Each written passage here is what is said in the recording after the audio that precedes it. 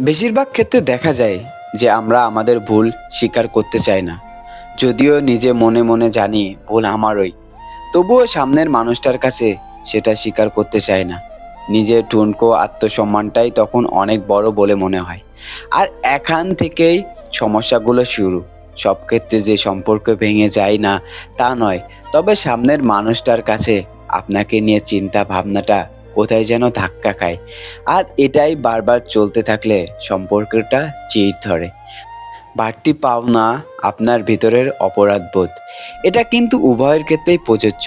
তাই যদি প্রথম থেকেই উভয় ছোট বড় ভুল স্বীকার করি, তবে সম্পর্কের স্বাচ্ছন্দ্যতা বজায় থাকে আর অপরাধ বোধটাও থাকে না। এমন হতেই পারে যে সামনের মানুষটা অনেক আগেই আপনার দোষগুটি ক্ষমা করে দিয়ে আগের থেকেও আপনাকে আরও বেশি ভালোবাসেন। ম্যাজিকের অন্য নাম ভালোবাসা।